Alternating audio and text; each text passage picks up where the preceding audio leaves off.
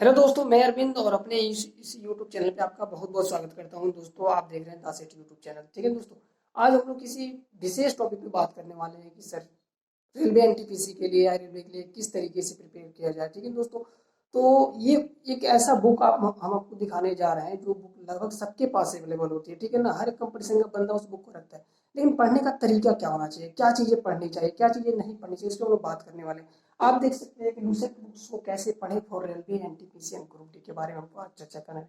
ठीक है दोस्तों, तो बहुत कम समय में चीज़ें हम आपके पास शेयर करने वाले हैं। ठीक है दोस्तों, हमने किस तरीके से इस चीज़ों को पढ़ा था आपने वीडियो के थंबनेल में देखा होगा। ठीक है ना, ये बुक हमारे रक्षा मंत्रालय में जो हमने पेपर दिया था उसमें काफ़ी हेल्पफुल थी और काफ़ी एक स्टेज तक इसमें इससे क्वेश्चन मिले थे। ठीक है दोस्तों, तो ये बुक लगभग सबके पास अवेलेबल होती है, हर एक कंपटीशन के बच्चे के पास, लेकिन उस तरीके को कैसे पढ़ें वो जर्नी मैं आपसे शेयर करने जा रहा हूँ। ठीक है दोस्तों, तो ये बुक तो आप सबके पास होगा ही होगा, लूसेंट सामान्य ज्ञान। ठीक है दोस्तों, ये बुक इतना इंपॉर्टेंट है कि इस बुक की खासियत ये है कि आप अगर पीसीएस की तैयारी करते हैं, आईएएस की तैयारी करते हैं, उसके प्रीलिम्स पेपर होते हैं उसमें तक इसके क्वेश्चन डिजाइन करके दिए जाते हैं। ठीक है दोस्तों, तो इस बुक को आप साधारण बुक ना समझे। ठीक है ना, और ये रेलवे के लिए तो बस रामबाण की तरह काम करने वाला है। ठीक है दोस्तों, तो इसमें आपको कैसे पढ़ना है ये चीजें हम आपसे शेयर करने जा रहे हैं। ठीक है दोस्तों, तो पहले तो आप कोई भी चीज पहले फैक्ट उसमें ढूंढना शुरू करें। ठीक है, पहले आप क्या करेंगे, प्रीवियस ईयर के जितने भी हैं उस पेपर को देखें, कौन से टॉपिक से क्वेश्चन आ रहे हैं उनको अध्ययन करें। ठीक है दोस्तों, जैसे कि आपके पढ़ने का तरीका ये होना चाहिए कि ना कि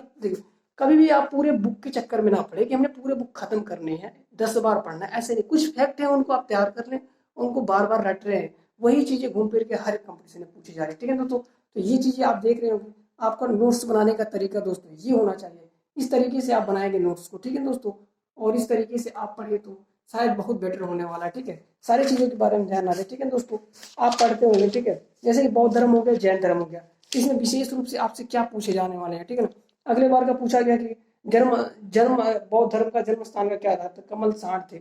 निर्वाण का पद चिन्ह क्या था। ठीक है दोस्तों, तो इस तरीके से आपको पूछे जाते हैं क्वेश्चन, तो आपको इनको विशेष ध्यान दे लेना। ठीक है, उसके बाद हम चलते हैं हिस्ट्री पे।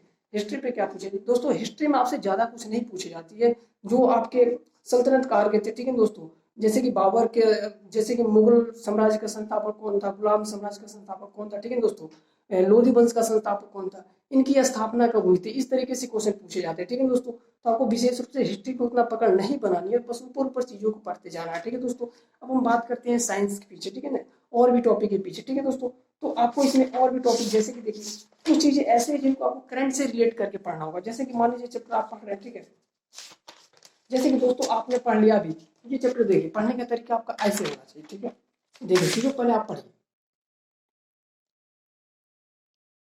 ठीक है दोस्तों, आपके बुक में दिया होगा ये, आपके बुक में ये दे रखा है। ठीक है, कि शनि ग्रह की संख्या कितनी होती है, 67 होती है। ठीक है ना, और सॉरी बृहस्पति की 67 होती है और शनि की कितनी होती है, 62 होती है। सबसे अधिक अधिक उपग्रह बृहस्पति के, लेकिन अब क्वेश्चन ये गलत हो गया है। ठीक है दोस्तों, इस क्वेश्चन को आप जो है करंट से रिलेट करिए। करंट में भी हाल ही में बताया गया था, ठीक है ना, कि जो है शनि के 20 नए उपग्रह खोज किए गए। तो अब उपग्रहों की संख्या किसकी अधिक हो गई है, शनि की हो गई है। ठीक है ना, तो शनि की कितनी हो गई है, ठीक है ना, शनि की हो गई है, आपकी हो गई है 82 हो गई है, और बृहस्पति की 79 है। तो इस चीजों को आप देखिए, अब यहाँ पे क्या कर लेंगे, सारे बच्चे तो यही पढ़ने वाले हैं ना, लेकिन आप इनसे अलग करिए, आप उस चीजों को वहाँ पे नोट डाउन करके हाईलाइट कर लीजिए। ठीक है दोस्तों, अब थोड़ा चलते हैं हिस्ट्री के बारे में बात करते हैं कि सर ये तो हो गया, इस तरीके से आप चीजों को पढ़ेंगे तो आपके लिए चीजें बहुत बेनिफिट होने वाले हैं और आगे चल के। ठीक है दोस्तों, और उसके बाद से आप करेंगे ये कि जितने भी इसमें विविध दिए हैं तो विविध को बहुत अच्छे से क्लियर कर लीजिए। ठीक है ना, विविध से बार बार क्वेश्चन पूछे जाते हैं कि प्रथम राष्ट्रपति कौन थे, उपराष्ट्रपति कौन थे, प्रथम महिला कौन थी जिसने माउंट एवरेस्ट पे चढ़ा था, ठीक है ना, चढ़ाई की थी। इन तरीके से भी क्वेश्चन पूछे जाते हैं। जैसे कि मान लीजिए इसमें क्वेश्चन आ जाते हैं साइंस के। ठीक है, तो साइंस का मैं पहला चैप्टर आपसे दिखाऊंगा। देखिए साइंस के प्रीवियस ईयर में आप देखेंगे तो न्यूटन के फर्स्ट लॉ और सेकेंड लॉ के बारे में दिया जाता है, मात्रक पूछे जाते हैं दोस्तों। ठीक है ना, तो आप क्या करेंगे, विशेष रूप से इनको इस तरीके से तैयार कर ले। देखिए इसमें सारी चीजों को पॉइंट वाइज पॉइंट कर लिया गया। ठीक है ना, इस तरीके से आप पढ़ें तो आपको बेहद आसान दिखेगा। ठीक है दोस्तों, देख लेना। अब देखिए इसमें बहुत सारी चीजें हैं जो छोड़ दी, आप 2 पेज की कल्पना कर लीजिए।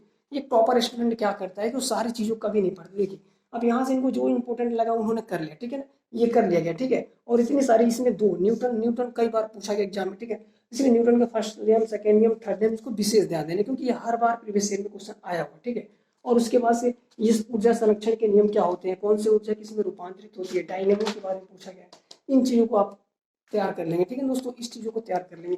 ठीक है, और भी इसमें चीजें ठीक है। तो हमारे कहने का मतलब ये था दोस्तों कि कहीं ना कहीं ये पूरे बुक खत्म करने की आपको जरूरत नहीं है। अगर आप एनटीपीसी के लिए, विशेष करके रेलवे के लिए तैयारी कर रहे हैं, तो जो भी चीजें हैं, जैसे कि हिस्ट्री हो गई, जियोग्राफी हो गया, साइंस हो गया, पॉलिटी हो गया, ठीक है, साइंस को थोड़ा अध्ययन गहन से कर लीजिए, लेकिन बाकी चीजों को आप ऊपर ऊपर चीजों को निपटाइए, ठीक है दोस्तों।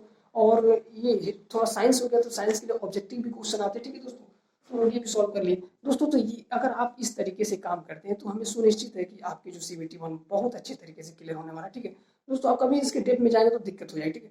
आप कुछ मोस्ट टॉपिक है, फैक्ट है, उनको ढूंढिए, उनको हाईलाइट करिए, उस चीज़ों को बार बार रिवीजन करिए, ठीक है दोस्तों। तो ये तरीका आप अपनाते हैं तो बेहद अच्छा रहेगा और आपकी सफलता सुनिश्चित होगी, ठीक है दोस्तों। कहीं ना कहीं आप उन स्टूडेंटों में शामिल होंगे जो कहीं ना कहीं CBT पार कर चुके होंगे, ठीक है दोस्तों। तो बस ये चीज़ आपसे शेयर करनी थी। बहुत बच्चों का कमेंट था कि सर आपने यहाँ तक कैसे हासिल किया, ठीक है, तो हमने कहा लाओ बच्चों को बता देते, ठीक है दोस्तों। तो फिर मिलते हैं नेक्स्ट वीडियो में दोस्तों। हमने अपने अपने इस यूट्यूब चैनल पे रेलवे के लिए विशेष करके हर एक टॉपिक बाई टॉपिक लेकर के चीज़ें, जैसे मैथ, रीजनिंग, साइंस की चीज़ें एक एक करके डालते रहते हैं। अगर दोस्तों आप पहली बार विजिट कर रहे हैं तो चैनल को सब्सक्राइब कर दें और लाइक कर दें, ठीक है दोस्तों। तो फिर मिलते हैं नेक्स्ट वीडियो में, तब तक के लिए जय हिंद, टेक केयर, ठीक है दोस्तों।